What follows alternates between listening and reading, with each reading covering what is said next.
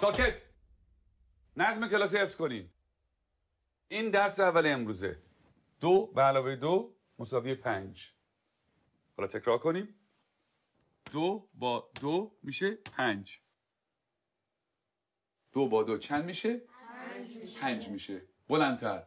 2 با 2 چند میشه؟ 5 میشه. بلندتر. چند میشه؟ 5 میشه. تکرار کنیم. 2 با 2 چند میشه؟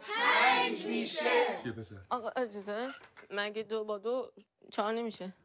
من دارم به تو میگم 2 با 2 5 میشه. پس چه سوال نیست. فهمیدی؟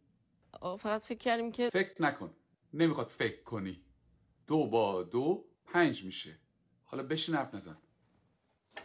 دفتراتون رو باز کنین و بنویسین. 2 به علاوه 2. آقا اجازه 2 به علاوه 2 میشه 4.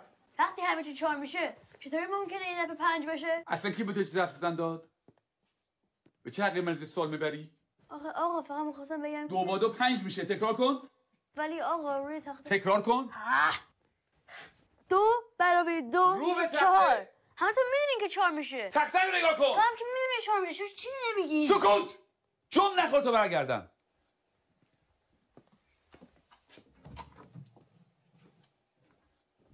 چکشی بابا میخوای همه اونجا در سر بندازی. خیلی عصبیش کردم یا پدرشو در میاره. این دانش آموز فکر کنه از همه بهتر میدونه. خیلی روش زیاده. بگو ببینم پسر 2 با 2 چند میشه؟ آقا اجازه 4 میشه آقا. شنیدی؟ باورتون میشه؟ این دانش آموزان از ممتازترین دانش آموزان مدرسه‌ن. الگوی این مدرسه‌ن. یه ذره از اینا یاد بگیریم. بگیم ببینم 2 با 2 چند میشه؟ آقا اجازه 5 میشه آقا. آفرین. بیا اینجا پسر.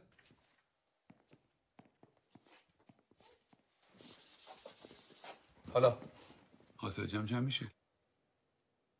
جواب صحیح رو بنویس.